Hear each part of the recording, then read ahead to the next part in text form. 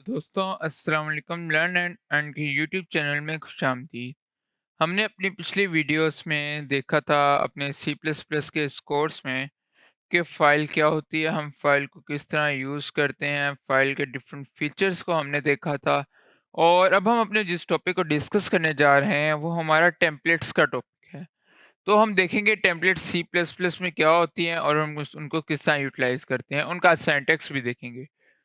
तो दोस्तों हम शुरू करते हैं। और सबसे पहले जो हमारा टेम्पलेट है वो एक बहुत ही ज़्यादा इजी, अगर आपको क्लासेस आती है ना, अगर हम आपने क्लासेस वाले वीडियोस, ऑब्जेक्ट्स वाली वीडियोस, पिछली सारी वीडियोस बड़े ध्यान से देखी हैं। अगर नहीं देखी तो प्लेलिस्ट का लिंक मैंने दिया हुआ है अपनी इस वीडियो के डिस्क्रिप्शन में, तो वहाँ से आप एक्सेस कर सकते हैं। अगर आपने क्लासेस वगैरह सारा कुछ समझा हुआ है पिछले, तो आपको टेम्पलेट्स के कॉन्सेप्ट को समझने में बिल्कुल भी मुश्किल पेश नहीं आएगी। टेम्पलेट्स का जो सिंपल आइडिया है, इसमें आपको है कि एक जो कोई भी आप डेटा टाइप जो पास करवा रहे होते हो अपने उसको क्लास को, तो उसके हिसाब से आपकी क्लास अपने आप को अकोमोडेट कर ले, अपने आप को सेट कर ले। तो अब हम इस पे बात करते हैं फर्दर, और उससे पहले हम देख लेते हैं टेम्पलेट और क्लास में डिफरेंट। तो सबसे पहले अगर हम देखें कि जो हमारी क्लास होती है, कि अगर मैं यहाँ पे लिखूँ क्लास, और सिमिलरली यहाँ पे मैं लिख देता हूँ ऑब्जेक्ट। तो जो हमारी क्लास है ये बेसिकली जो होती है एक टेम्पलेट होती है हमारे ऑब्जेक्ट की। हमने इस बात को पढ़ा था, हमने देखा था कि जो हमारी क्लास होती है वो हमारे ऑब्जेक्ट की एक टेम्पलेट होती है। और जो हमारा ऑब्जेक्ट होता है वो हमारी क्लास से बनता है कि without our object our class is nothing just a template. तो हमने इस टॉपिक को डिस्कस किया था कि हमारी जो क्लास होती है वो हमारे ऑब्जेक्ट, जो हमारा ऑब्जेक्ट है वो हमारी क्लास का एक से बनता है, और क्लास उसकी एक टेम्पलेट होती है। अब टेम्पलेट के अगर हम कॉन्सेप्ट को समझना चाह रहे हैं, तो टेम्पलेट का बेसिकली कॉन्सेप्ट ये है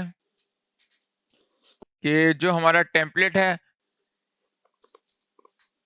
वो हमारी एक क्लास जो है वो टेम्पलेट से बना सकते हैं हम। कि अगर हम टेम्पलेट को देखें तो जो हमारी टेम्पलेट है is a template of class, कि वो क्लास का भी एक टेम्पलेट होता है कि उसके अंदर हम क्लास रखते हैं।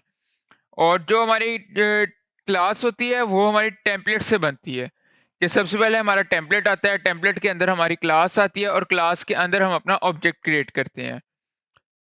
तो ये कॉन्सेप्ट समझने के लिए हम इसको एक कदम और आगे जाते हैं, और हम देखते हैं कि जब भी देखें, अगर हम देखें कि अगर हम जाते हैं कि लाइक अगर हम यहाँ पे कोई 3 क्लासेस डिफरेंट किस्म की क्लासेस क्रिएट करते हैं, जैसे कि मैं यहाँ पे एक कंपनी है, एक सॉफ्टवेयर कंपनी है।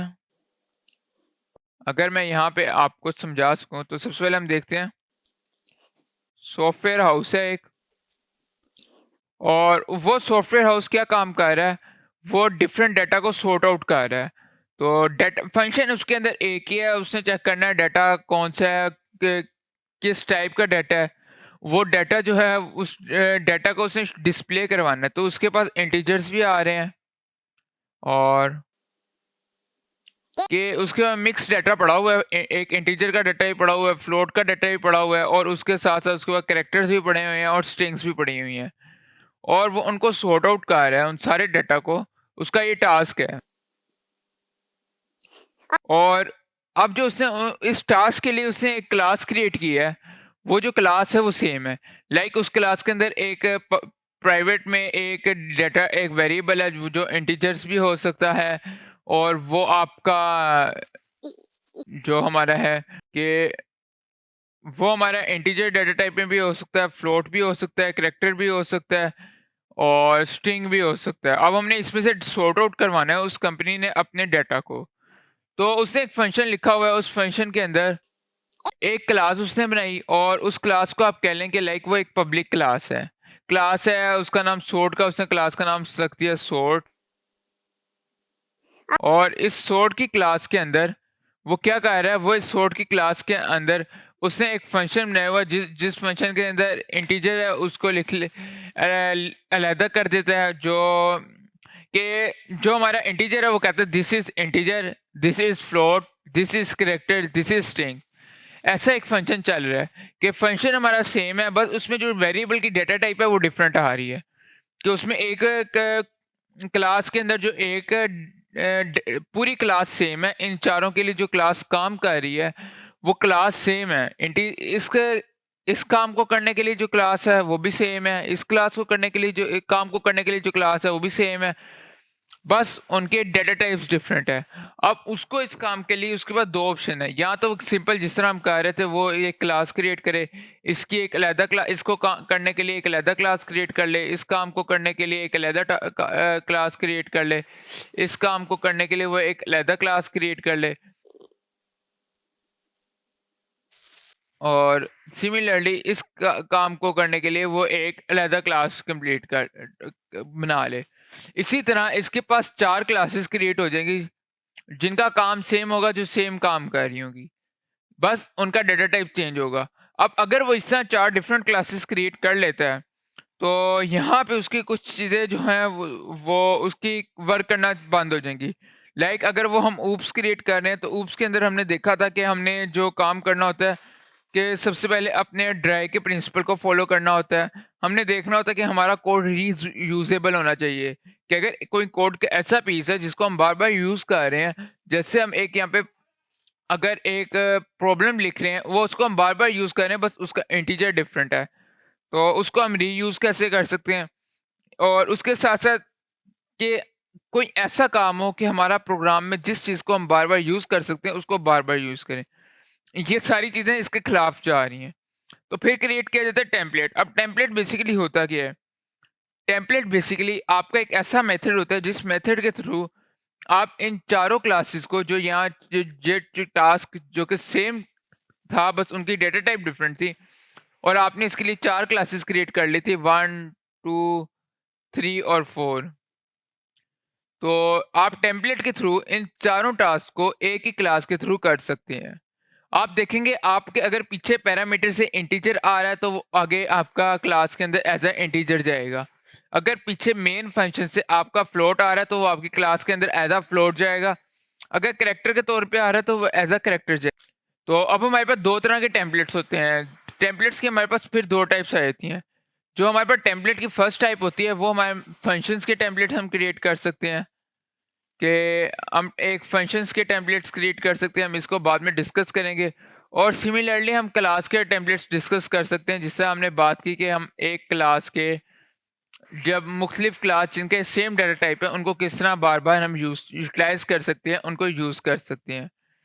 तो अब हम जो बात कर रहे थे उसमें ये थी कि जो टेम्पलेट होता है ना, ये बेसिकली आपके जो डेटा टाइप होती है ना, कि अगर हमने देखा था कि हम यहाँ पे 4 डेटा टाइप्स के लिए 4 डिफरेंट क्लासेस क्रिएट कर रहे थे, तो आप टेम्पलेट के थ्रू जो अपनी डेटा टाइप है उसको एज अ पैरामीटर पास कर सकते हैं। कि आप मेन फंक्शन से अगर किसी क्लास को इंटीजर्स के तौर पे बिहेव करना चाह रहे हैं तो आप उसको एज अ इंट पास कर सकते हैं। अगर आप एज अ फ्लोट करवाना चाह रहे हैं तो एज अ फ्लोट करवा सकते हैं। ये आपका काफ़ी टाइम बचा लेता है डिफरेंट डेटा टाइप्स के साथ। और जो अगर आप इसको 1 बाय 1 करके डिफाइन करते तो ये आपके ज़्यादा बहुत ज़्यादा होती। फ़र्ज़ करें ये आगे भूल भी आया था और डिफरेंट आए थे, तो ये आपकी काफ़ी सी क्लासेस क्रिएट हो रही थी। आप टेम्पलेट के थ्रू इस अपने जो है इस चीज़ को कम कर सकते हैं, और आप अपने प्रोग्राम को बचा सकते हैं कि वो ड्राई का जो प्रिंसिपल है उसको वायलेट ना करे। अब हमारे पास ड्राई का प्रिंसिपल क्या आता है, तो उसको भी हम डिस्कस करेंगे, और उसके साथ साथ ये आपके सी प्लस प्लस में कोड लिखने के पोटेंशियल को भी इंक्रीज कर देता है। अब हम देखते हैं वाई टेम्पलेट्स के, हम अगर क्लास के डिफरेंट क्लासेस 1 2 3 4 करके कर सकते हैं तो क्यों टेम्पलेट बनाने की क्या ज़रूरत है। तो उसमें तो हमने एक देखा कि हमारे पास जो है ड्राई का रूल फॉलो होना चाहिए। ड्राई का रूल क्या होता है? Don't repeat yourself. तो सबसे पहले हम चलते हैं वाई टेम्पलेट्स।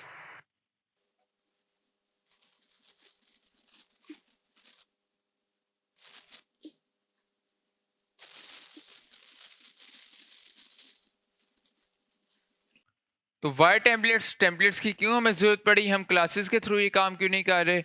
तो उसको हम देखते हैं, हम इधर आते हैं, और नंबर 1 जो है हमारे पास आ जाता है 1 जो है वो हमारे पास ड्राई रूल आ जाता है, कि हमने ड्राई रूल को फॉलो करना होता है। हम चाहते हैं कि हम ड्राई रूल को फॉलो करें, और ड्राई रूल हमारे पास होता है डोंट रिपीट योरसेल्फ। ये हमारे पास ऊप का एक बेसिक रूल है कि हम अपने आप को ऊप के अंदर जहाँ पॉसिबल हो सकता है अपने आप को रिपीट नहीं करेंगे। तो लेकिन अगर हम इसमें डिफरेंट क्लासेस क्रिएट करें तो उससे हमारा जो ये ड्राई का रूल है ये वायलेट हो जाता है।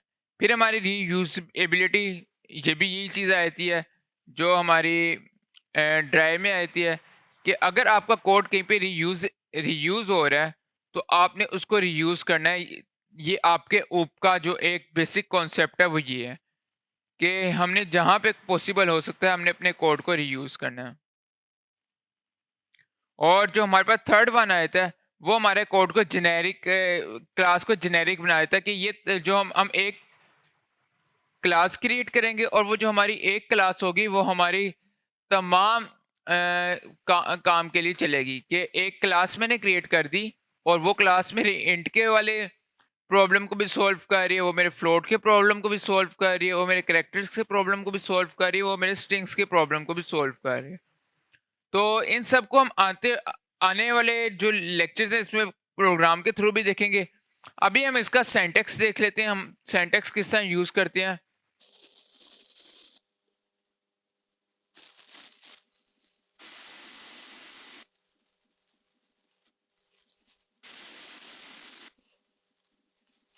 तो हम देखते हैं हमारे टेम्पलेट का सिंटैक्स क्या होता है, और जब आप टेम्पलेट्स का सिंटैक्स देखेंगे तब आपको चीज़ें और ज़्यादा समझ आ जाएंगी।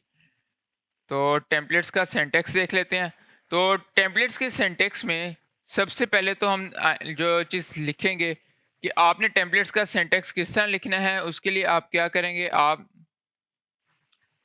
सिंपल आएंगे और सबसे पहले आप टेम्पलेट का कीवर्ड लिखेंगे टेम्पलेट, और उसके बाद क्या करेंगे आप लेस देन और ग्रेटर देन का सिंबल लगाएंगे और उसके बीच में आप क्या करेंगे, आप अपनी एक लिखेंगे जो क्लास के लिए टेम्पलेट बना रहे हैं तो क्लास लिखेंगे आप यहाँ पे। तो हम यहाँ पे क्लास के लिए बनाते हैं तो हम यहाँ पे क्लास लिख देंगे, टेम्पलेट क्रिएट कर रहे हैं ना तो हम यहाँ पे लिख देंगे। और उसके साथ साथ हम क्या करेंगे, हम इसके साथ जो अपने जो वैल्यू देना चाह रहे हैं हम उस वैल्यू को लिख देंगे।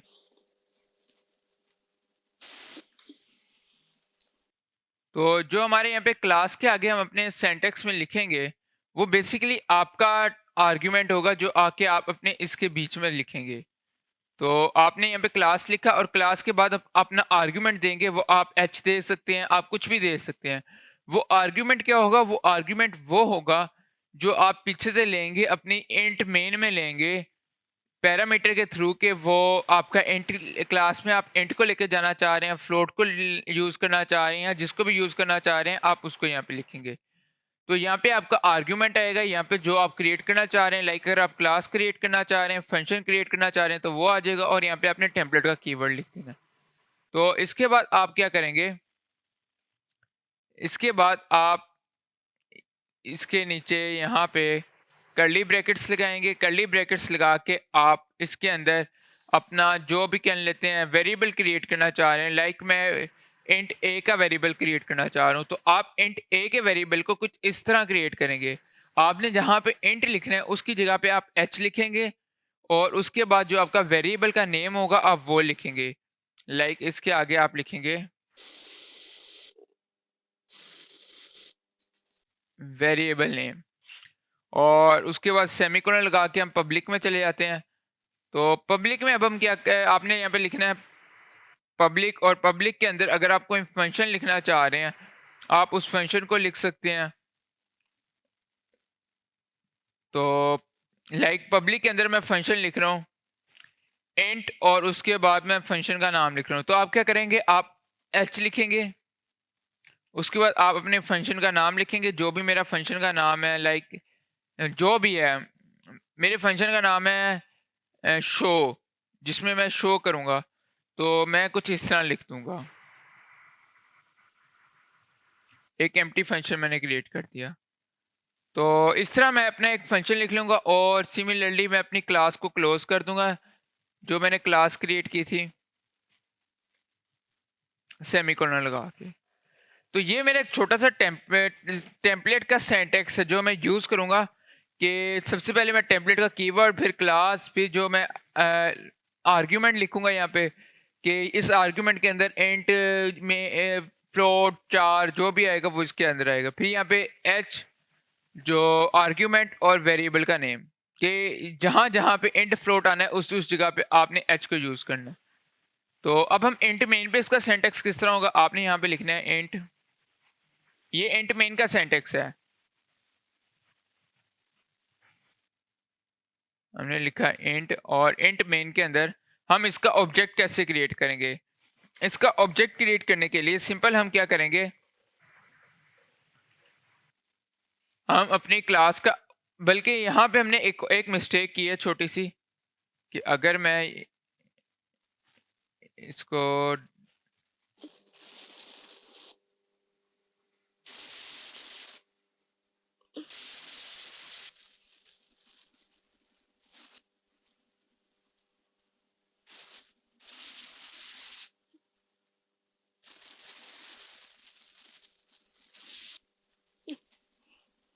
तो यहाँ पे मैं इसको इस तरह लिख लेता हूँ।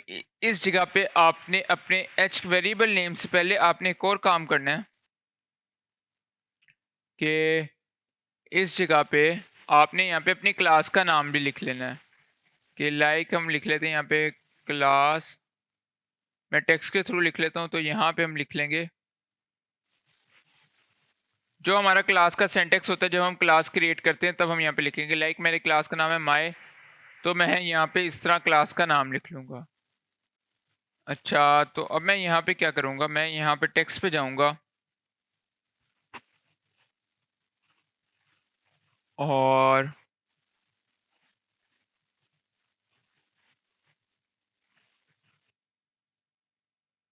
यहाँ पे हम अपने इंट मेन को किस तरह लिखेंगे वो हम देख लेते हैं। तो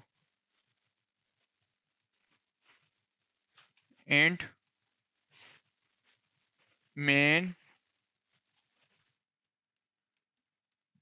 और इंट मेन के अंदर हम लोगों ने सिंपल क्या करना है, हमने अपनी क्लास का नेम लिखना है, जो कि हमारी क्लास का नाम यहाँ पे माय है। तो मैं यहाँ पे लिखूंगा माय, और जिस तरह हम ऑब्जेक्ट्स क्रिएट करते थे उसी तरह करना है। बस यहाँ पे एक छोटा सा फर्क आएगा, आपने क्लास का नाम लिखने के बाद आपने स्मॉलर देन का साइन, और उसके अंदर आपने लिख देना, अगर आप इंट पास करना चाह रहे हैं तो आप इंट लिख देंगे, जो कि आपका ये वाली चीज़, ये जो इंट है ये आपकी इस एच की जगह पे जाएगा। तो आपने यहाँ पे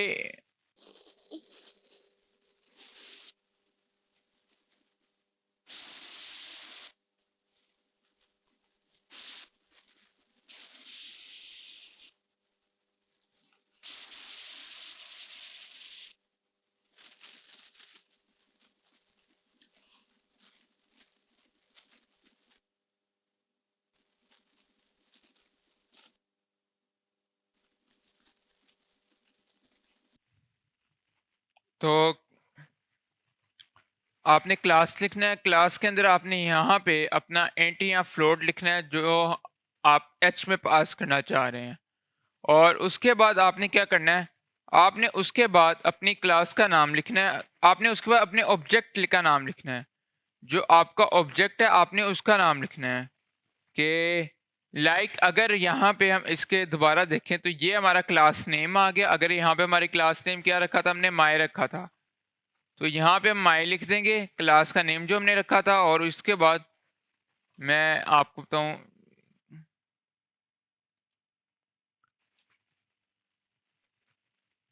क्लास नेम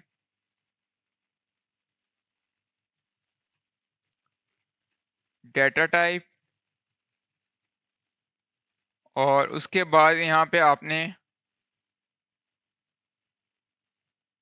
क्लास ऑब्जेक्ट, ये पैरामीटर है। और उसके बाद आप उस क्लास ऑब्जेक्ट को अगर कोई पैरामीटर देना चाह रहे हैं वो आप इसके थ्रू दे सकते हैं। तो ये हमारा एक छोटा सिंटेक्स था ऑब्जेक्ट क्रिएट करने का। आपने क्लास नेम करना है, उसको आपने डेटा टाइप लिखना है, उसके बाद आपने क्लास में, अब यहाँ पे अगर आप इंट लिखेंगे तो एच, जहाँ जहाँ पे एच लिखा हुआ है वहाँ वहाँ पे इंट आ जाएगा। आप यहाँ पे फ्लोट लिखेंगे तो जहाँ जहाँ पे एच है उस जगह पे फ्लोट आ जाएगा। तो this is how our templates work. हमारे टेम्पलेट्स इस तरह कुछ काम करते हैं। तो इस तरह हम एक जेनेरिक किस्म की क्लास क्रिएट करते हैं। तो उम्मीद करता हूँ आपको समझ आई होगी। अगर थोड़ी बहुत कन्फ्यूजन है तो वो आने वाली वीडियो जिसमें मैं क्या लेते हैं इसके प्रोग्राम करूँगा, इसको वीएस कोड में करूँगा, उसमें आपको ये क्लियर हो जाएगी। तो अभी के लिए इतना ही, मिलते हैं अगली वीडियो में, तब तक के लिए खुदा हाफ़िज़।